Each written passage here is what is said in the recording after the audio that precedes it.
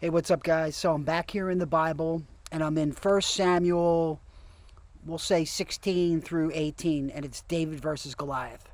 So most people know David versus Goliath.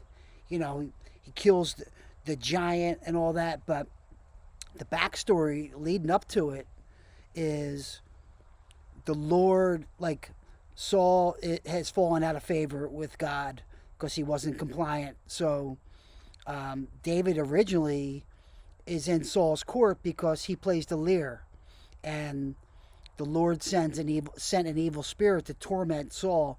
So Saul's servants recommended that get somebody to play the lyre to, send away the evil spirit when you're tormented. So they find David, right? So this is all, again, it's so supernatural. So David is unbelievable at playing the lyre. They find him. He's in Saul's court. He plays the lyre, but he's going back and forth back to his home. And to make a long story short, David's brothers are, on the front lines against the Philistines for the Israelites. They're part of Saul's army. But what happens is the Philistines, Goliath is part of the Philistine army. So Goliath is this, they say he's the champion named Goliath from Gath, came out to the Philistine camp. And he was 9 feet 9 inches tall and wore a bronze helmet and bronze scale armor that weighed 125 pounds. So 125 pounds was his armor. And then he had a bronze javelin was slung between his shoulders. His spear shaft was like a weaver's beam, and the iron point of the spear weighed 15 pounds. So the iron point of just the spear was 15 pounds. And again, 125 pounds of armor, so he's a pretty big dude. And each day he would shout out to the Israelites, to come out to the line in battle formation. Am I not a Philistine, and you are not servants of Saul? Choose one of your men and have him come down against me. If he wins in a fight against me and kills me, we will be your servants. But if I win against him and kill him, then you will be our servants and serve us.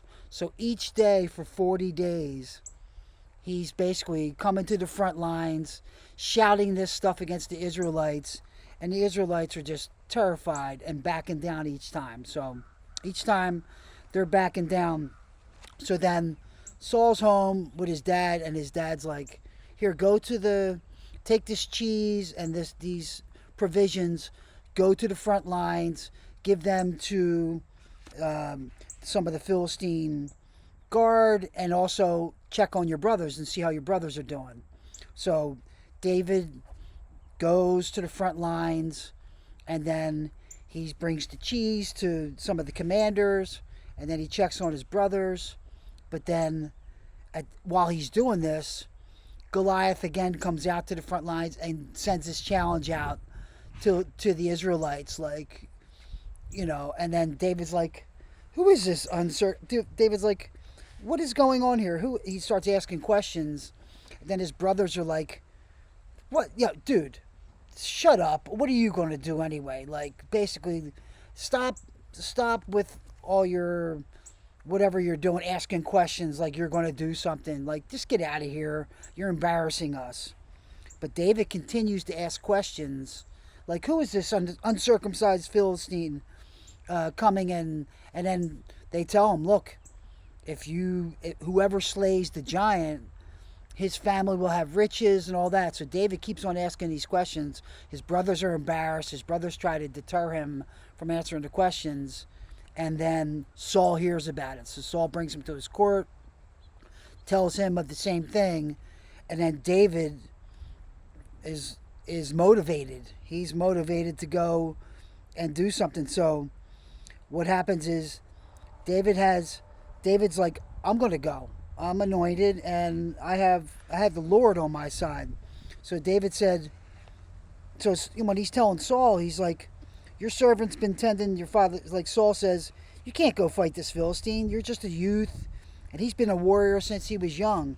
But David says to Saul, "Well, your servant's been tending to his father's sheep, and whenever a lion or a bear came in and carried off a lamb from the flock, I went after it and struck it down and rescued the lamb from its mouth. And if it reared against me, I would grab its fur, strike it down, and kill it.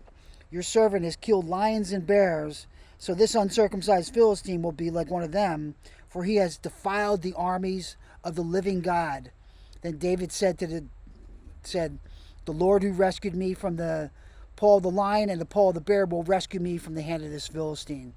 So Saul says to David, go, and may the Lord be with you. Like, he gives him the anointing. So all of a sudden, David shows up on the front lines. His brothers are like, what are you doing? And so, they put on David, they put on his own, they had military clothes on him, and they put this bronze helmet and all this heavy armor on it. And then David's like, I can't walk with this stuff on. So he takes it off, and then instead he just takes his staff in his hand and chooses 5 smooth stones from his wadi, that they call it.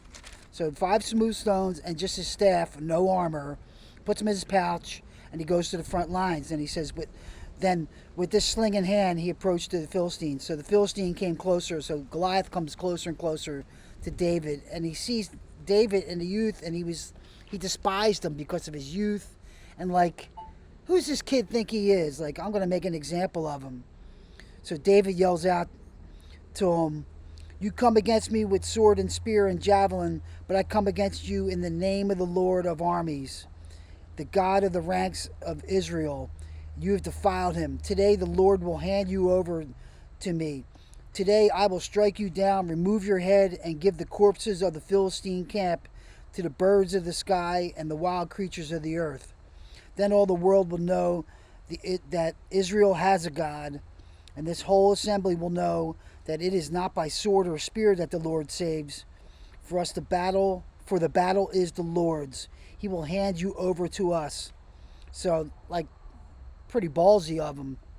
So when the Philistines started forward to attack him, David ran quickly to the battle line to meet him. So instead of like backing off and being trepidation, like, he runs right to the battle line to meet him. And he puts his hand in the bag, takes out a stone, slings it, hits the Philistine, hits Goliath in the head, the forehead, and then the stone sank into his forehead, and he fell down face down onto the ground. So David defeated the Philistine with a sling and stone, and he overpowered the Philistine. So he runs up, stands over him, grabs Goliath's own sword, pulls it from his sheath, and uses it to kill him, and he cuts off his head. So when the Philistine army saw this, that their hero was dead, they fled. And then the men of Israel and Judah rallied, shouting their battle cry, and chased the Philistines to the entrance of the valley and the gates of Ekron. And Philistine bodies were strewn all along the Shaharaim road to Gath and Ekron. And when the Israelites returned from the pursuit of the Philistines, they plundered their camps, and David took Goliath's head and brought it to Jerusalem. And he put Goliath's weapons in his own tent. And when Saul had seen David going out to confront the Philistines, they're like, whose son is this? Abner's. And then when David returned from killing the Philistines, from killing Goliath, basically, Saul said, the son of your servant Jesse of Bethlehem, David answered. So, when he finished David's success and all, like, he was anointed.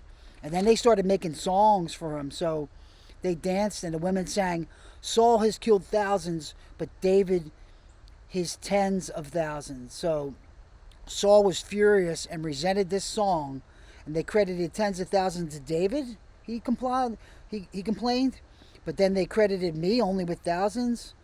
What more can happen, like, basically, to this kingdom? So Saul watched David jealously from that day forward.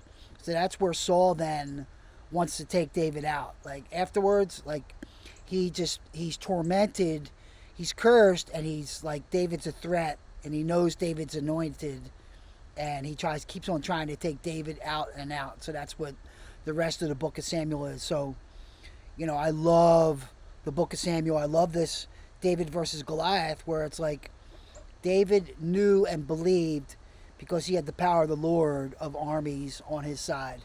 All right, guys, this has been Ground to God. Keep grounding into God.